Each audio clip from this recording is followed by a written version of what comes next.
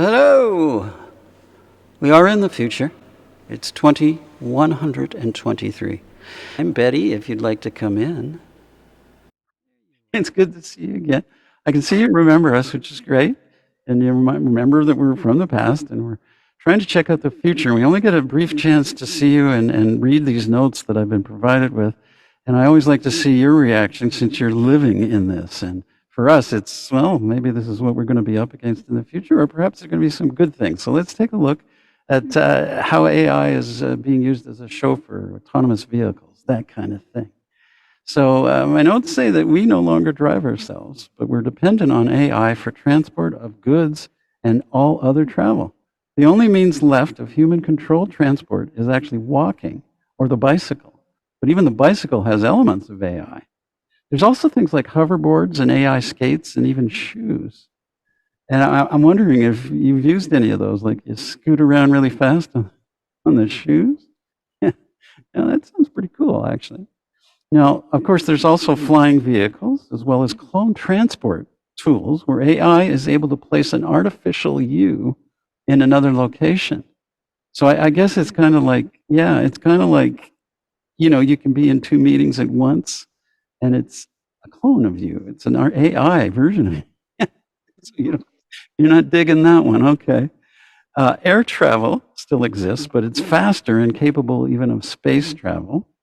And it's completely automated, so there's no pilots, and it's expensive, of course. I wonder if it's prohibitively expensive. It's hard to tell. Yeah, it's almost prohibitively expensive in our time, as the plans for some of these devices already are well in the thousands, hundreds of thousands of dollars. So who knows what that is equivalent in your time. Now, this is interesting to me. The insurance industry is very different, and liability coverage and protections are impossible to purchase when it comes to this driving. It's a time of rider beware with no options really other than the expensive You Travel AI, which refers to the bike or walking. It's up to you. And even these have their own risks, of course, because if you're walking and then there's vehicles, and we already have problems in our time, right, with bicycle lanes and this, that, and the other thing. I can only imagine what you're seeing in the future. Do you find it still scary to be in a bicycle lane? Yeah.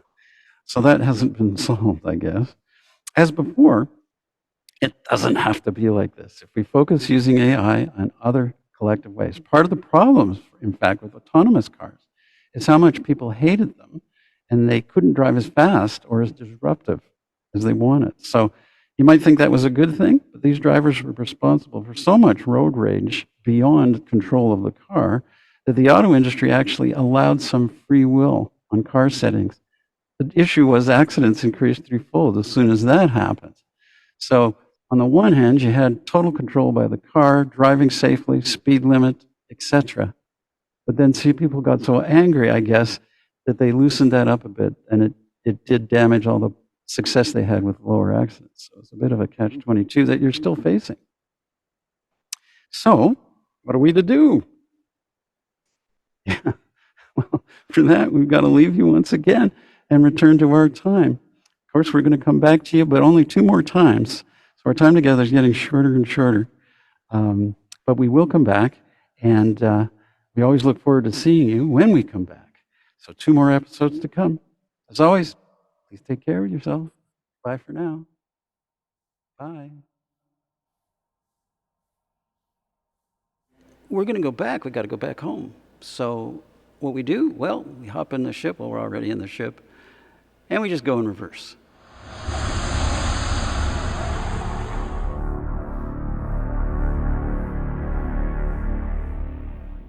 Baby, you can drive my car. Beep, beep, beep, beep, yeah. Here's tonight's narrative. Say what? No steering wheel or brake. What if? What if? There is safety and then there is safety. Even airplanes still allow the pilot to fly the plane, and they have been using AI for years. And they continue to have accidents. The idea of autonomous transport does have some advantages. In precise shipping lanes or for those who are unable to drive, there has been adopted vehicles for years, though. I should say adapted. Still, are we ready to concede human driver control? What about the reckless drivers who won't be able to tolerate restrictions? Road rage won't disappear, but be different. Can't wait. Can't wait. Not. Those are some of the things I want to talk about tonight. Because I think we have this quest, I believe, with AI that's like for perfection. It's going to solve all accidents in vehicle traffic and so on. Don't believe that's the case, and hopefully you'll agree with me and see why as we go through. Tonight's word? Parsimonious. Parsimonious. Very unwilling to spend money or use resources. This isn't true of the car companies. They're spending a lot of money investing in this effort to create autonomous vehicles. From the user or the former driver standpoint, though, it's going to cost a lot of money to get these cars. If you think the electric vehicles are a lot, these could be well in the hundreds of thousands of dollars to purchase, at least initially. Again, things tend to drop, but that will be many years, if at all. So I think this is the case where the consumer, it's going to be prohibitive. For the car companies, though, for some reason, they're enthusiastically embracing this. I'm actually going to a conference thing tomorrow. It's about driverless cars in one of the sessions, and I wish it had been today instead of tomorrow. But I'll have a chance to dialogue with some of the folks working on it. It's from Volvo, I think, the gentleman speaking. But anyway, yeah, there seems to be a lot of interest in getting this done. Oh, boy. Oh, boy. Now, it's not just cars that are autonomous. This is like autonomous tow truck, if you like, a tow drone. Now, wouldn't this be convenient, right? Instead of having to have the tow truck try and wind its way in, find you, and hook you up, it just kind of connects you. But there's one thing missing from this. Do you see it as well? It's the person whose car is going away. It's like, wait for me. I can't get in the drone. So I guess I should have been in the car. So they'll have to figure that one out. But that's certainly a nice, interesting way of getting traffic cleared right away. This one I find even more amazing, however. This is for transportation, citizen transportation, and it's remarkable. It's not real yet. It's an idea that a gentleman's had, and you'll see his name coming up shortly. Urban transport issues are just fraught, right, with cars and manipulating and getting through traffic. So this is a way of getting around that. Now, also for emergency services, often it's difficult for ambulances, police, certainly fire, to get through the traffic when there's a crisis. So this is a really cool idea because it can raise itself up. And I live in a condo, 30th floor. I'm not one to want to jump out of the balcony, but I would deal with this because you'll see in a second there's a little bridge that gets people off the balcony. Very cool. Now, whether governments will invest in this kind of thing to purchase is another story. But it's got some great possibilities, for sure. Different sizes, different seating arrangements from more formal to a little more casual.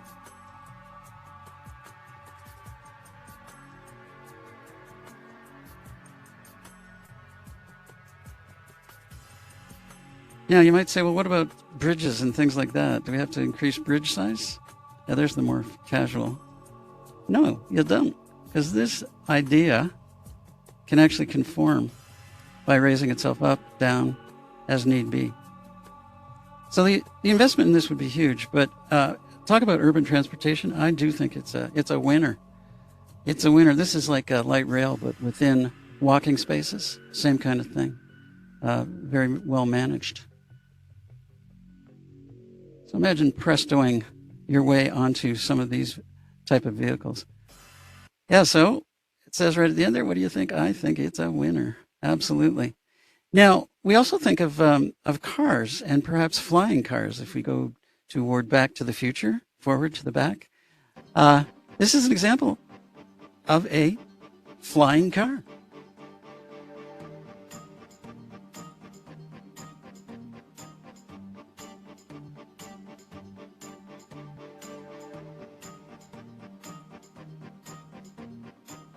That's the gentleman who invented the flight.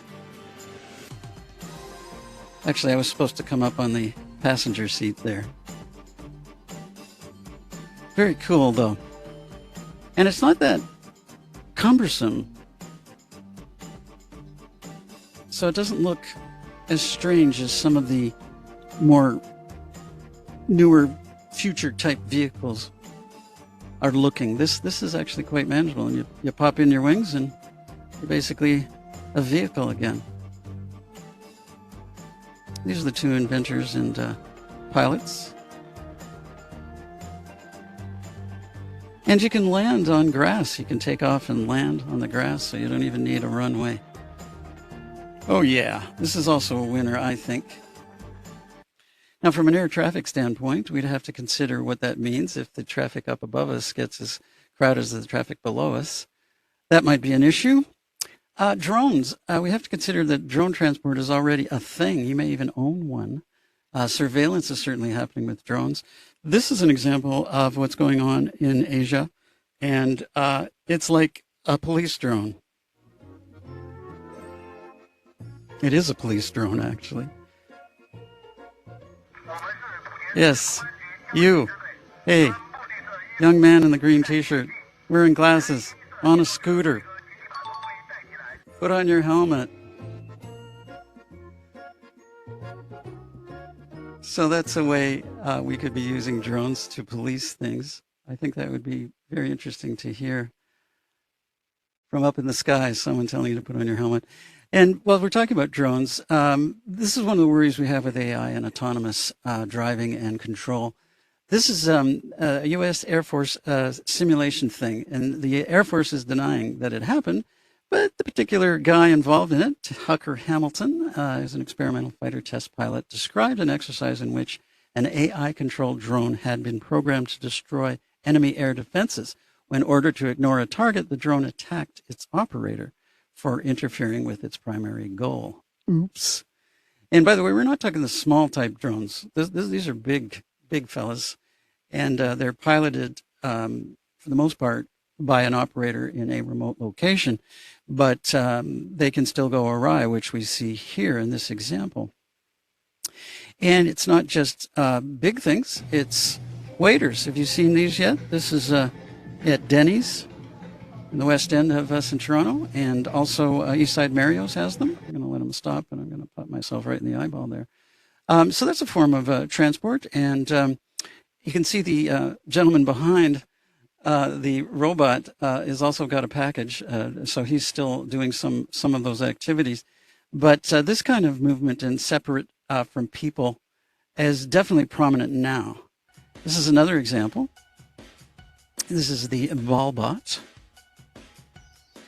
Notice the design on this is a bit different, and it's very fluid, and it's because it's using a ball, actually, to essentially balance itself.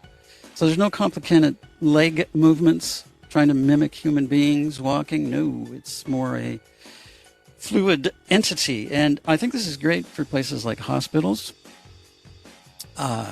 for moving things around buildings. These are examples of the other robots that you see. So our Ballbot is a lot more practical, I think. You can see all the multi-level person attributes that it has. Can help with lifting people. All of that is very cool in my mind, and is automated and, of course, driverless. That's all great. I think this is some really good examples of stuff. But for most of us, I think we're thinking about the car, right? The driving car. And already in China, there's 3 locations that are using autonomous vehicles, and that would be Beijing, Wuhan, and Chengqing. I'm not sure I'm pronouncing that right. So here's an example. They've called the car. Here it comes. No driver.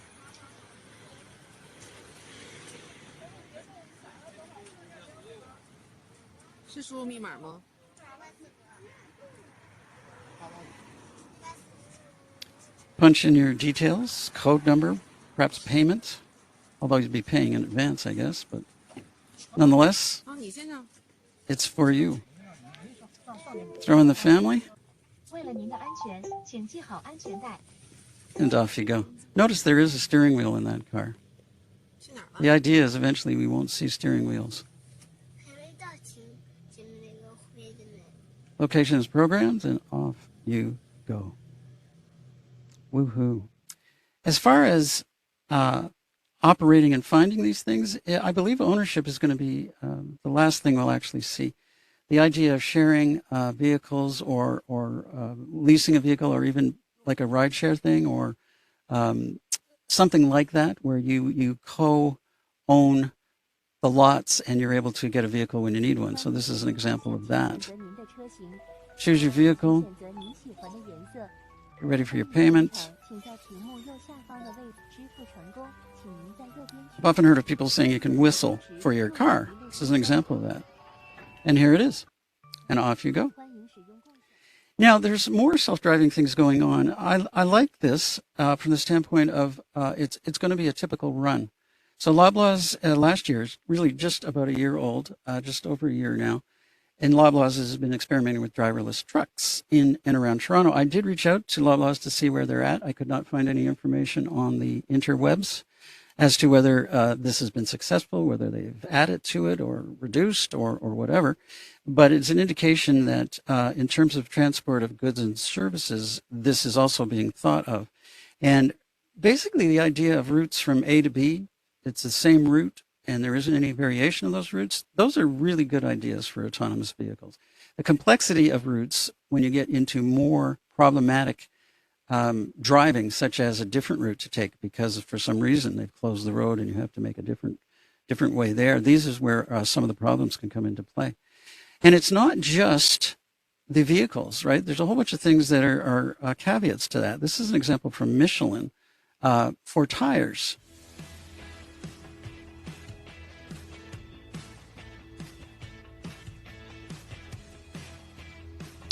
You may be getting reminders from your shops to change your summer tires to winter again. Well, you won't have to do that in the future.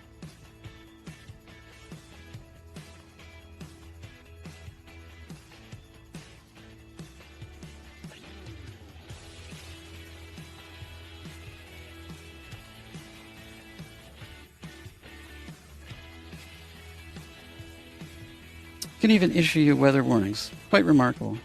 That looks like our farmer time machine, by the way, doesn't it? And this is another subset of what can happen. This is street lighting. So when we talk about loss of jobs, sometimes it's interesting to think about the new jobs that could come about with the technology advancing. And this is kind of a remarkable way to save energy and also really, really light the roads.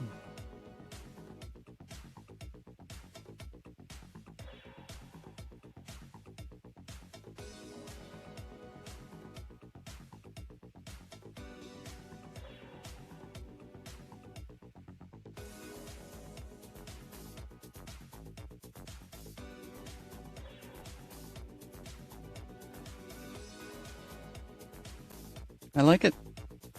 Uses no electricity. Kind of just-in-time street lighting, if you like.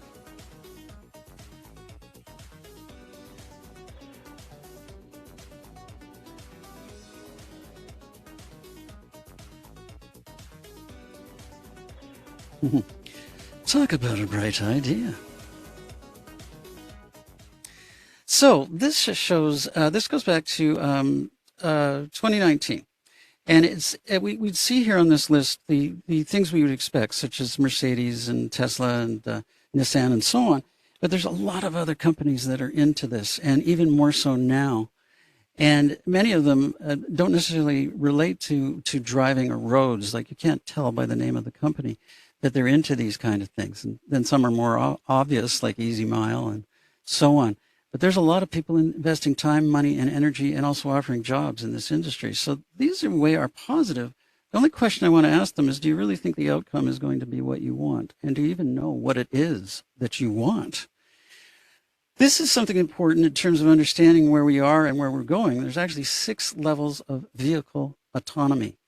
And we'll take a closer look here, starting with 0 level.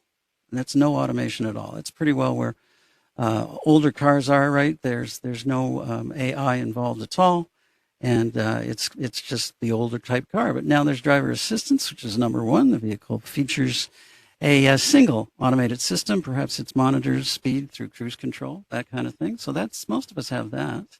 Partial automation, level 2.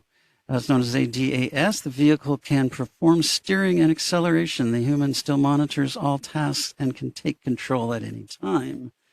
Number 3, and this is where the Teslas are, and many vehicles are actually. No doubt the Loblaws trucks are there too. Environmental detection capabilities. The vehicle can perform most driving tasks, but still has a human override, and it's actually required. And number 4, the high automation. The vehicle performs all driving tasks under specific circumstances. Geofencing is required. Human override is still an option. And then finally, full automation. The vehicle performs all driving tasks under all conditions. Zero human attention or interaction is required. Now, you may be asking the question, how far are we from this becoming a reality? And there's different predictions. Some are saying by the late 20s, that is 2020s, we may be getting toward number 5. Others are saying it's more like the 2030s and even beyond that into the 40s and up to the 60s. So it's really hard to tell what the predictions are in terms of accuracy, but there's no doubt that they're on the way. My question, like all the questions I've asked in the series so far, is do we really want this? And now is the time to make those decisions as opposed to keep going and create these things and then decide, you know what, all that investment was worthwhile. It was worthless, rather. We could have put it into something else.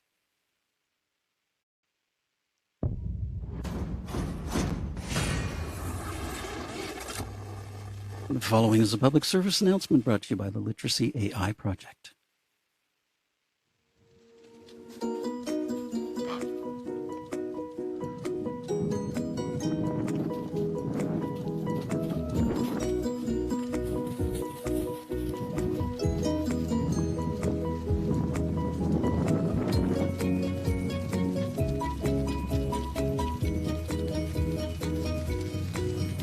Sometimes it just makes sense to follow the same path as others.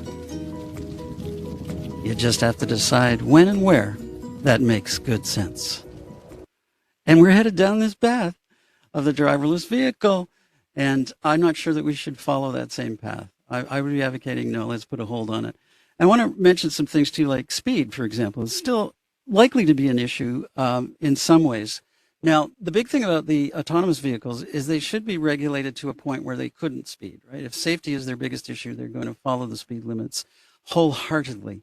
But I'm not sure that all of us will take to that, especially those who have that need for speed, to quote Tom Cruise.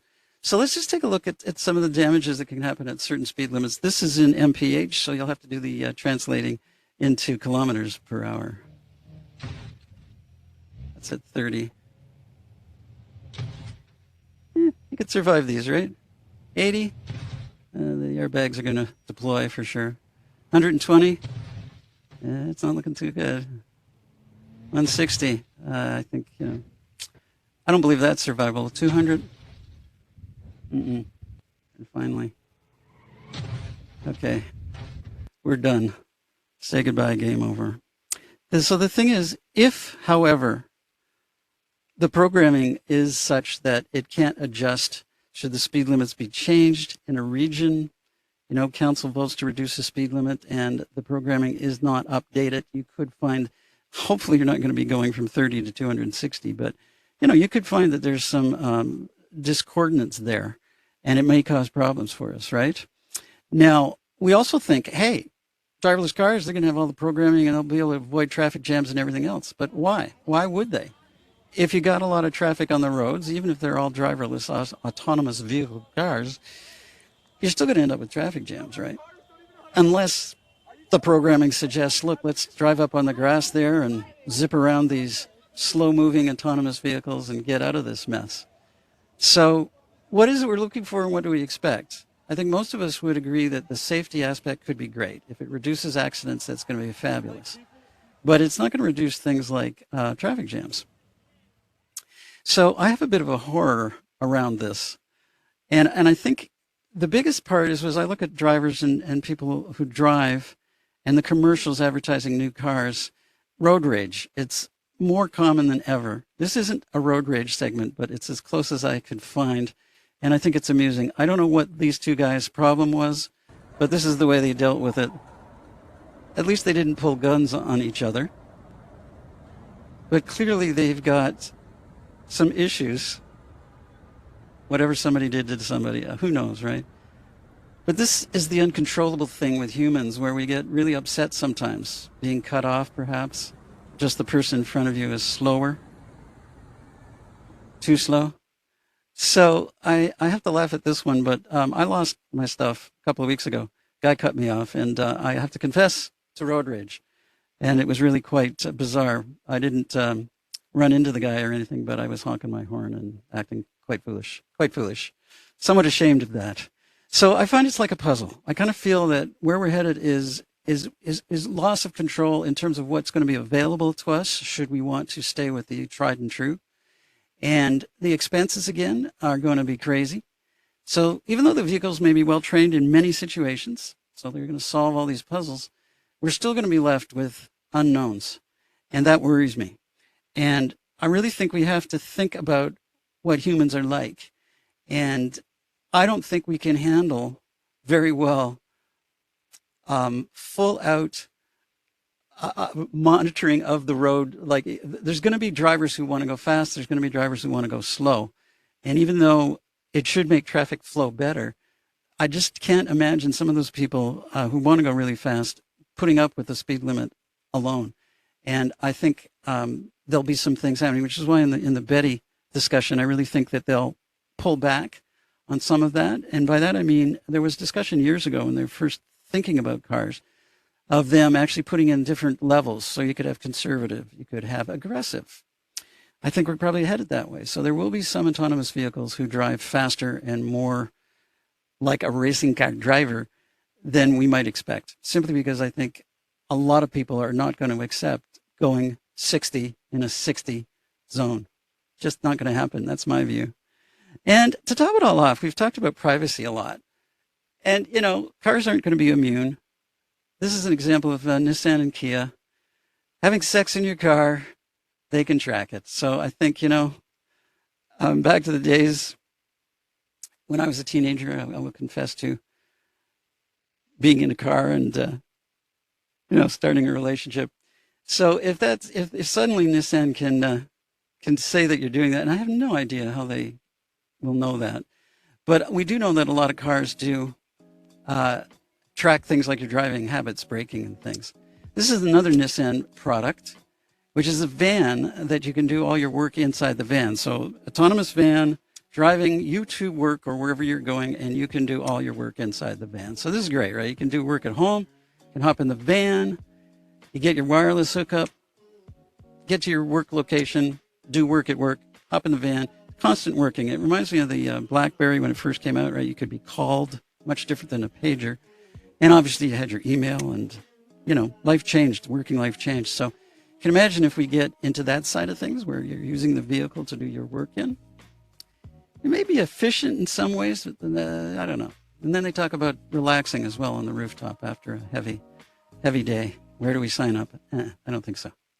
So what we've got here really is no matter how you slice it, any of these things are going to be controlled by things like wireless scanners, sonars. And the real issue would be if any of these things fail to the right, to the left, to the center, above, below, etc.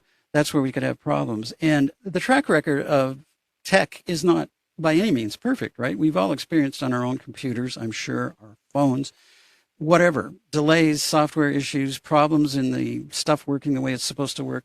And even the Tesla has been known to stop in the middle of traffic. And I don't know why in their programming they haven't put in some kind of built-in pull off to the side of the road measure, whether it's working on a sub battery or something that it just, you know, clicks in, make sure it can move off the road. But it doesn't have that right now. So a big worry that I have is the fact that these things will fail at the worst possible times. Now, some of you mentioned in the chat, you know, we had some difficulties with previous shows. Perfect example. Those were just wickedly bizarre issues for us that we never thought we'd encounter. And we did. So if that happens in your vehicle, it's game over, right?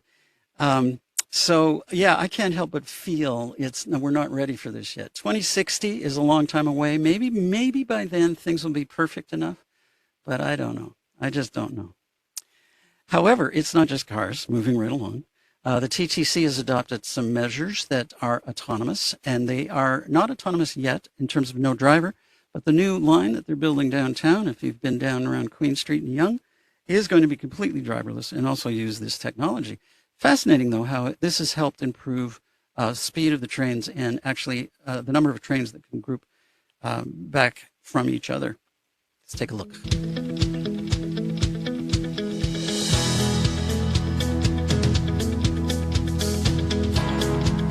Line 1 of the TTC subway system is now operating on a new state-of-the-art signaling system called Automatic Train Control, or ATC.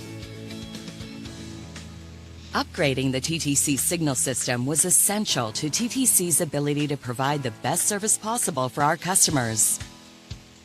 Portions of the TTC's previous signal system dated back to the 1950s. This included a fixed block signal system, where trains needed to have large gaps between them as they entered and exited each block. ATC monitors train location more accurately, using moving blocks to allow more trains to operate closer together safely. Crews have been performing special track work in the tunnels and installing thousands of pieces of trackside signaling and radio equipment. This includes 2,000 beacons, 256 signals, and more than 1 million feet of cable. Due to its scale, the work had to be done over many weeknight and weekend subway closures. The TTC thanks all of its customers, businesses, and the public for their patience and understanding. With the new signal system, trains will be more reliable, travel times will be shorter, and operating costs will be lower. ATC will also allow more service flexibility in the event of an operational issue, as we have access to additional turn-back locations. This improves existing service and customer flow and ensures we can accommodate the planned growth our system will see in the future. You're welcome, TTC. We put up with all of that stuff that was going on. Oh, my God. Did the note about audio low in video, and see how much it came up at the end? That's why I had it lower for the portion of the show, because it really boomed on at the end. So that's my bad if it didn't quite come out right. Now, air travel. I think this is where this all crystallizes, because AI has been used in air travel for a long, long time now. In effect, the pilot can do nothing. It can take off, it can fly, and it can land completely on its own. And now they're talking about pilotless airplanes. So there's two clips here, and they're both pretty good in terms of talking about where they're at with that, the attitude response to that, and there's a bit about safety on here as well. So let's take a look at these. I think you'll find them most worthwhile. Roger, X-Wing Control, ready to taxi. X-Wing Caravan, clear for takeoff. This plane just took off on its own. Don't have to do a thing. There's a pilot in the cockpit, but everything on this Cessna Grand Caravan is automated. X-Wing, a startup in the Bay Area, took CNBC up for a test flight, where the pilot didn't touch the controls once.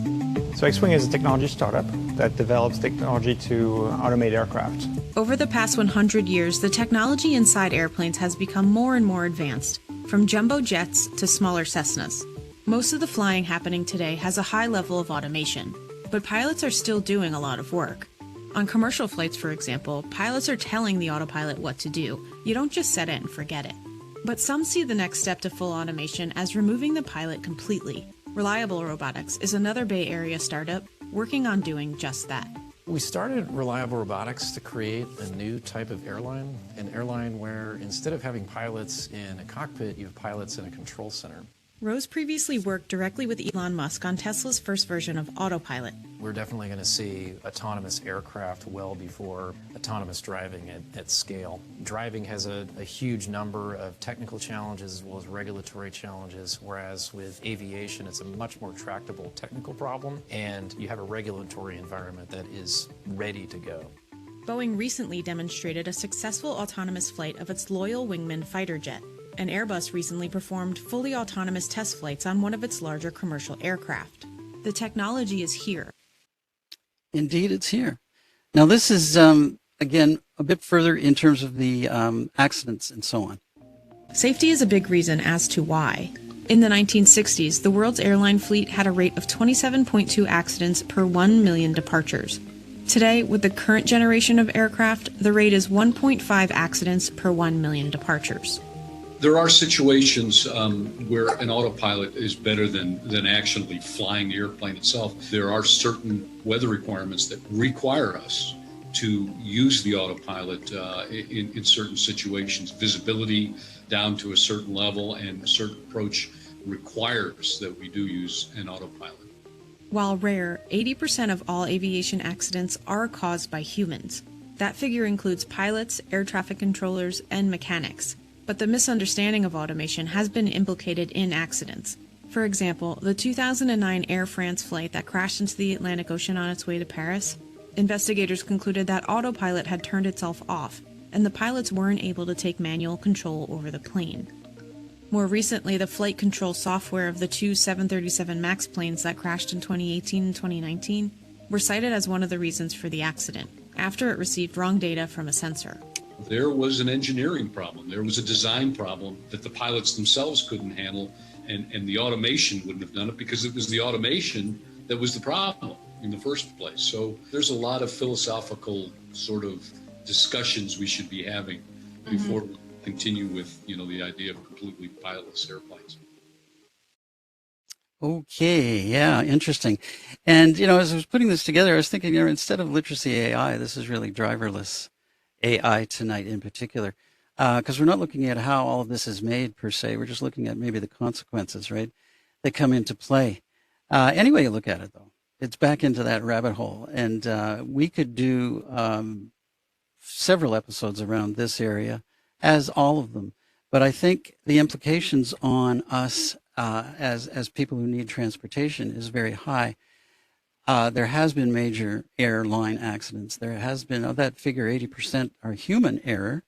What about the 20% though, right? And again, this is where the programming is so critical. This sonar, the ability for the AI to read the circumstances is critical. Probably we are going to see, and I think it's the best procedure, is AI assistance, much like we're seeing with planes right now, or even in cars, right? That's probably as far as we should go. I don't believe that we need to go further. So I want to actually ask the question of you, and I'd like you to try the thumbs up, thumbs down tool here. Thumbs up if you're ready to go driverless and you're comfortable with it. Thumbs down if you agree with me that, no, I want to have a driver in there always. I don't want that to change.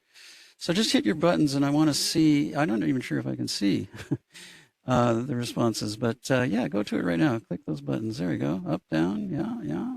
Oh, wow. About half and half right now. About 5 of you weighed in. Yeah, keep on going. Keep on going with those buttons. Yes. Oh, okay. Yeah, a few more down. Yeah, there's quite a few ups, though, too. This is what I found in talking to people about it, by the way. There's a lot of people who are ready to go. Yeah, I'm into it, man. It will save me a lot of concerns. I won't have to own a vehicle, etc., etc. Well, thank you for taking part in that, Quick. What I think has to happen and coincide with this is something like an autonomous vehicle agency. We have Ministry of Transportation and so on. Different places have different terms, but something like the A.V.A. that is aloof to the car manufacturers for sure, and even aloof from government, I think is important because they can determine and should have the power to say, you're shut down, Tesla. You can't sell any more vehicles. In fact, you have to call vehicles back until you figure out this issue. There will be collateral damage, though. Clearly, there's going to be accidents involving autonomous vehicles, and people will die. And that's not good. I noticed in the chat there was some talk about insurance. This is another issue I think that we have to look at. And I don't believe if you actually own a vehicle, one of these vehicles, and I'm talking about you've paid for it, you've signed off on it, and it is yours, you won't be able to get insurance for it. No insurance company is going to insure you for a software failure. What's more likely to happen is the idea, again, of leasing and so on, or you're part of a collective that is providing these vehicles. Those are the people that will have the liability insurance. And if something goes wrong, you would go back to the company and say, hey, I lost my legs in this faulty thing and you owe me some health funding or whatever, right? That's what I think is more likely to happen. But we're already seeing home ownership and insurance in places like California and Florida because of the weather changes that are going on there. So they can't get their houses insured anymore. it's no surprise why the insurance companies have the biggest buildings in town, right? They're not necessarily going to support you if you own your car and it's driverless and something's happened, because they would lose a lot of money. So I think that's a consideration for us as well in terms of owning our own vehicle. Not only will you be accepting driverless cars, you'll probably be accepting the fact that you don't own it. And at best, there'll be a garage down the street somewhere that, as I say, you can whistle for it and up comes the car that you've got for the day. So you won't own it. An analogy to that, by the way, is like music. How many of you actually own your music now? I know vinyl is making a comeback, so maybe you're buying albums again. But for the most part, people are in the download universe and they don't own it. So if you stop your fees to Spotify, all that music is gone. You won't be able to get it unless you return to Spotify and start paying. So this will be very similar. You know, you'll be a part of a place that's not selling cars anymore, but they're offering cars. That's my prediction for the future. And who knows if we're right? That's part of the challenge of this thing. But I think the indications are, with the car companies putting so much investment into it, they're into it already. And I don't believe they're prepared to shut it down. So I think we're going to get it, whether we want it or not.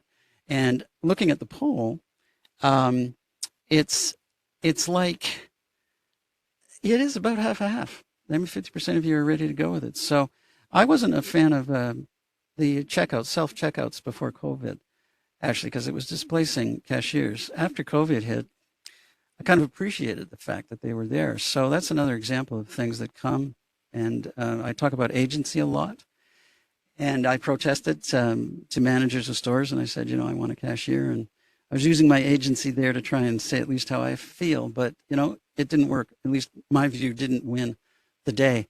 So I would say, just on a quick blush there, this might be the same thing. And if I live into the 2060s, I may very well be in a driverless car. I'm just looking at some of the chat. Actually, we're at that time.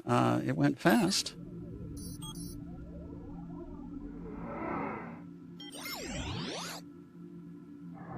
But it's to be continued. So just before we move into the overtime, I want to just pump the next show, November 23rd. It's a ways away from now, but we're doing AI as an artist, and I just touched on downloads a second ago. I'm also a singer-songwriter, and this is definitely a couple of things that are fraught in the industry in terms of making a living off music. It's true of poets, it's true of writers, and the actors' strike is another example of where AI is really, really potentially ready to full-on whack the art. So I won't talk about it tonight. We'll save it for November 23rd, but please join me for that episode. It'll be episode 4. And as well, it behooves me to like, follow, and subscribe. You can find me in certain places, very specific ones: LinkedIn, company/literacy.ai, linkedin.com/in/Keith McDonald, personal page, literacyai.tv, which is where we're putting these shows, and Keith McDonald at literacyai.com. You can get all that information at literacyai.com. And in fact, the shows are up there as well. And a reminder that we have our prep kit up there. And now we can bring Fiona back in. It's time for overtime. Hello. Hello. Super interesting and scary at the same time. I will not lie. I've been driving a very old vehicle for a number of years, and I can't imagine the car driving for me. So yeah, it'll be very different. I'm curious what questions from the audience. There was actually really good thought from somebody in the audience about that this will be great for people with visual impairments.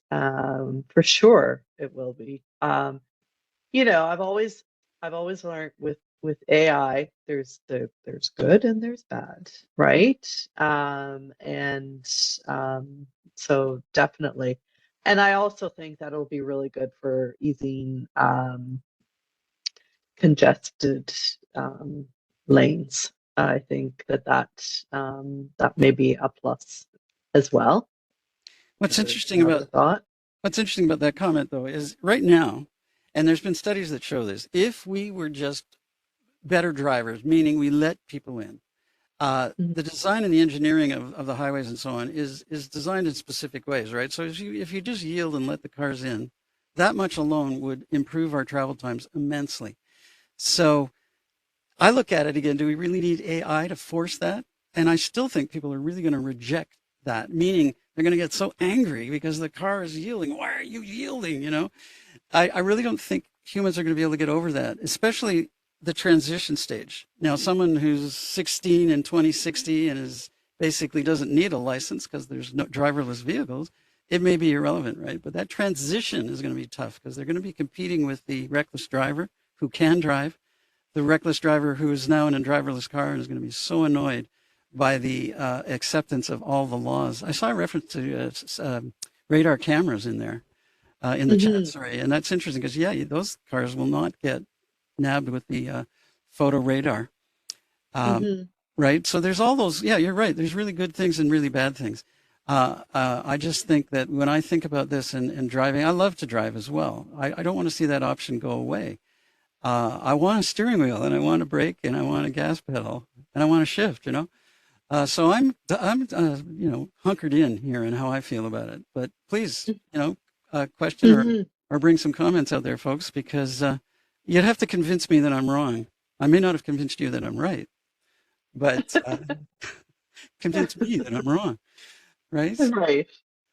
Exactly. This is a time to chat. So please go right ahead and enter your thoughts in the chat. Talk to me, folks. Yeah.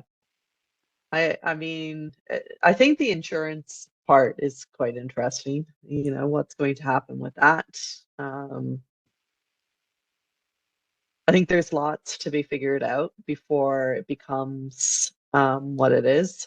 So you'll still want autonomous when you don't pass your medical. I think Rick has a good sense of humor here. When you don't pass your medical, yeah, when I have to take my driver's test again and I fail, give me the driverless car. Interesting point. And I think in terms of true those who can't drive for whatever reason, there is a lot of vehicles already that let you drive. So I think the idea again of you being in control of the car, even if you don't have hands or don't have legs, and there's ways to combine the driver. And let me be even more precise into what I'm thinking is it will be that kind of cooperation is where we should go. I just don't like the idea, much like the planes, right? To take away the pilot altogether. I'm not flying that plane or on that plane. But the cooperation, I think we've already seen really good examples, right, where that can really help. And I've seen it in my own car, where if the car in front of me is slowing down and I'm not as aware of that, it will actually slow down for me. It'll actually put on the brakes. That's helpful because I haven't run into those cars, right? So that's useful. So that's a more precise definition of where I'm at, I think. And even veering off into the other lane, it's, you get an audible sound from, to say, hey, like wake up, and you're veering off. I think, there's definitely, there's some safety features to it, but I think it's just taking away, it's just taking it away from, driving, right? I think somebody mentioned that in the chat. The joy of riding rather than the joy of sitting. It's like we sit all day, for heaven's sakes, right? It's we get in our car and we're making decisions, and I think that's a good thing. It's good for our brains. But yeah, like I said earlier, it's good and it's bad. Right? I think to the next comment, autonomous is necessary for Class A tractor trailers. They don't have driver limits at the wheel, which is a big problem with truckers. In terms of that, I didn't know that. The time that they can drive and need rest is true of airline pilots too, and so on. There's a lot of pressure to push it to the limit. So I do believe in terms of shipping, there's some really good reasons to have driverless. And especially if it's it's the same journey, right? You're constantly from Toronto down to Windsor or wherever, and it's a specific trip, and it could be organized. And in fact, I think we'll see on the roads where they're going to actually fit them in is dedicated lanes for these kind of vehicles. So the driverless transport trucks will have a lane all to themselves. And that's one way to kind of mitigate perhaps some of the issues of bigger transport trucks having a problem and stopping all of a sudden. Of course, it'll still be a problem for the other transport trucks in the lane, but it won't necessarily be as much of a problem for the other people driving. I think we'll see what I would call the compromised issues as they bring some of these things on, but certainly rail trains could use this. Already they're on a built track, right? That's got a specific way to go, and you could easily train your AI for deer, people lying on the tracks, cars having come through the train intersections and things like that. There's some very specific finite things you can program for. But when you take that away to different routes, let's say from here to there, and it's 400-mile trip or 500 miles or whatever, there's a lot of parameters that are going to be very hard to program everything. And there's so many possibilities, right? From one deer to several deer, to one human, to a human and a human on a bicycle, to several bicycles, to a motorcycle, to another car, to 3 cars, to a crash, several crashes, or several cars down from you. I mean, you start adding all these different things that the driverless vehicles would have to be aware of and have programming that would ideally, right, avoid the crash. And that brings up issues too of you're driving the car, you have a passenger. As a human, you can make the decision, I'm going to take the hit. So I'm going to go this way and it's going to smash into me. Or conversely, you could say, I'm going to let my passenger take the hit. Where is AI going to decide that? And when you have a choice, when you have a switch, you can say, make the passenger, have the issue. A lot of that stuff is deep into the mechanics of how this is going to work.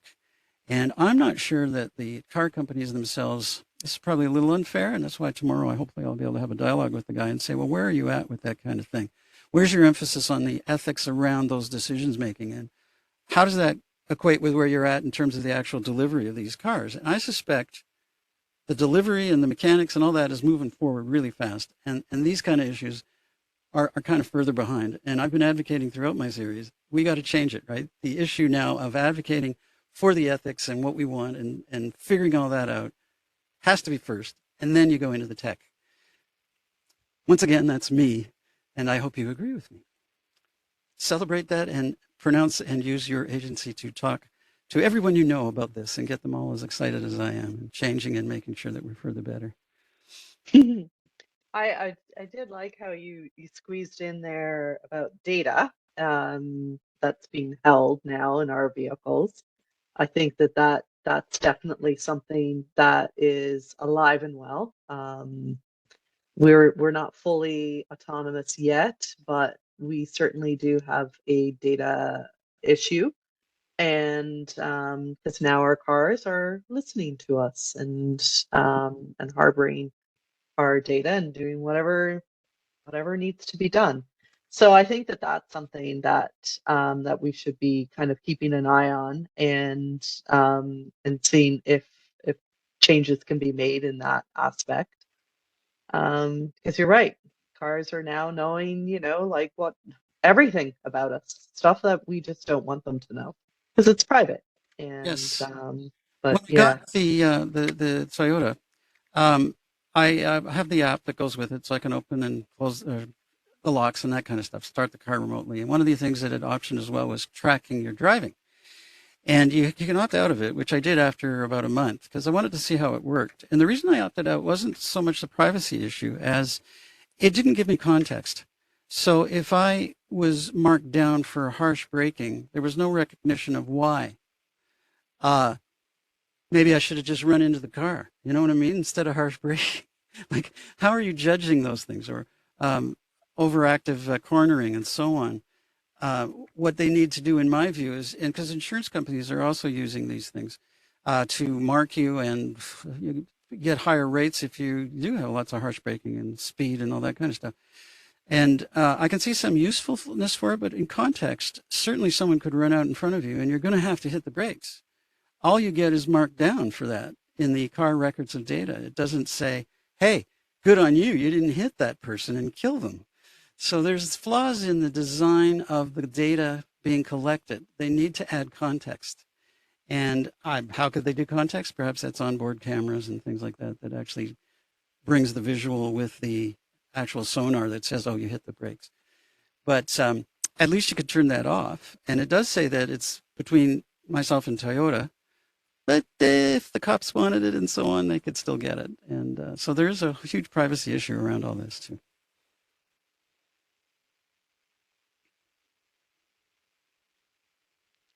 I know that there is a trolley car. I'm sure maybe a few people here. Trolley, what is it called here? I'm looking it up here. It's like, so there's a runaway trolley barreling down the railway tracks, and ahead on the tracks there are 5 here. Let me read this properly. Give me a second here. All right, let's start from the beginning. So the trolley problem is a series of thought experiments in ethics and psychology involving stylized ethical dilemmas. So it's about a runaway tram or trolley that's on course to collide with or kill a number of people down the track, but a driver or bystander can intervene and divert the vehicle to kill just one person on a different track. So it's like, what do you do, right? It's that sort of scenario. A lot of, and I think, yeah, and I think that's all the stuff that we sort of have to think about, I mean, I was watching that video of it crashing over and over again of like different speeds, and I'm like, yeah, well, that could happen, right? a lot of cars go crazy. I mean, technology can turn on a dime, just because wires get crossed. So, what exactly. What do we do, right? That's where we go back to the collateral damage. They're definitely going to be false. It may lessen overall traffic accidents throughout a period. Let's say 2060 is going to be a relatively accident-free year. There's still 1,000, but that's far less than the 3 million that happen every year right now. It's interesting about those kind of questions too, where AI is going to be forced to address some of that. Even as a human, I saw the draft this year for the NHL hockey players, and the Montreal Canadiens were asking, in some cases, 17, 18-year-olds questions like that. And I know workplaces are moving in that direction too, because it seems that there isn't any right answer specifically, but how you answer that addresses something about you and so on. I've never been a fan of those kind of things, because anything that involves death, I think, is problematic. And choose one over 101. I mean, most people might gravitate toward the one, but it's an impossible situation, and we're forcing AI to have to choose those things too. Will we feel more comfortable that, well, at least AI made that decision and I didn't? I don't know. But, definitely that has to be addressed, right? Because that could very well happen. You see this train barreling down the track, and you have some kind of thing that you can opt out and say, and you've got 10 seconds to resolve that, and you got to make your decision really fast. And the thing with AI, and we find this in planes and trains too, for that matter, is it can be much faster in the decision making. It can see something through its awareness, and it may be data awareness even, and be much faster than a human reaction. So those are positive things if they're really seeded well, and they're actually flawless. Which is that the impossible dream, that something could be flawless? I suspect we will always have some damage, as we see in the airline industry. And one thing about the airlines, though, you can say for sure, if there is an accident and the organizations that investigate those have enough authority to actually shut down the airlines, pull the full aircrafts off until they fix the problem. And sometimes that can be a long time. So those aircrafts are down and not able to operate until they figure it out. And there's been all kinds of situations where the doors didn't close and they blew off in flight, and it was because of design and things like that. So it'll be the same thing with the cars. And will there be enough strength in the overview committees to be able to have that authority that says, stop, we've got to figure this out?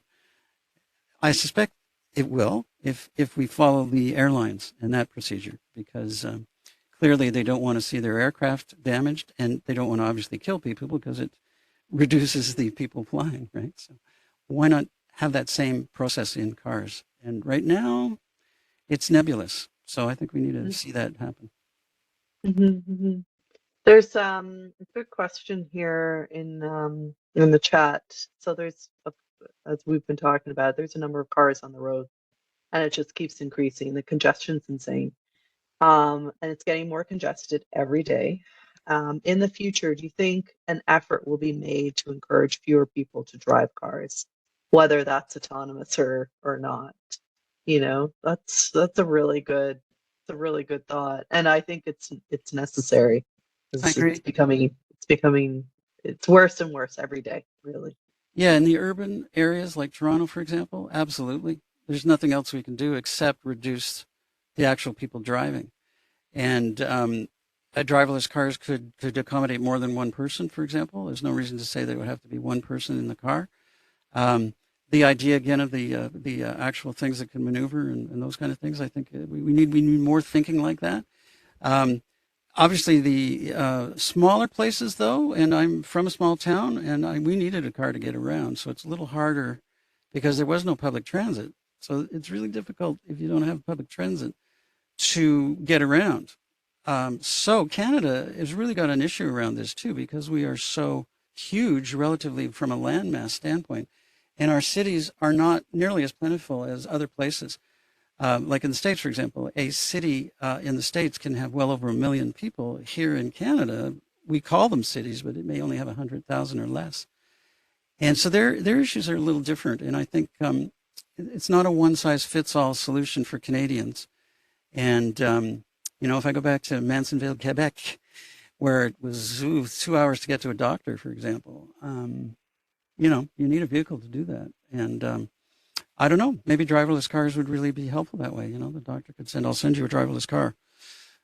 So there's possibilities for sure. And that's what's exciting, I think, about where we might go in the future and these things. And I go back to the issue of money. And, who's going to pay for all that stuff? Is it going to be part of our healthcare budgets for those purposes? Or the idea of can you use it for pleasure as well and say, I want to go to the lake, send me the car? There's just so much to consider, which is why tonight's episode, I think, really brought that to my mind when I was preparing. I was like, yeah, I could go on forever. And I didn't get too deep into how they're actually driving, right? And that's for another day.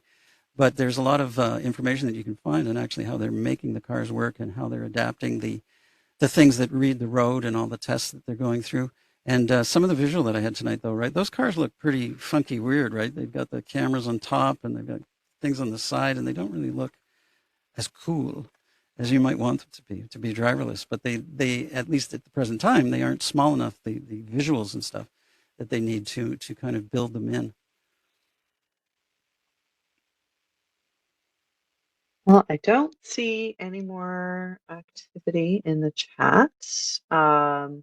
I see a couple of people have to get going. Thank you for being here tonight, everybody. I think this was an informative session, Keith, and I thank you for putting all of this together and doing what you're doing. It's great, and I think that's it. I think that's it for Yes. all. I'm going to hop in my wheels and drive out into the sunset until November 23rd. I think there's a few of us who are like, I don't know about that yet. And then there's a few of us who would be more than fine with that thought. So anyway, everybody have a great rest of the evening. Thank you for joining, and I look forward to seeing you again soon. And thank you, Keith. As always, it's a pleasure working with you. And I'm going to end the session. I'm going to end the recording. And everybody, I shall see you soon. Bye-bye. Good night, all.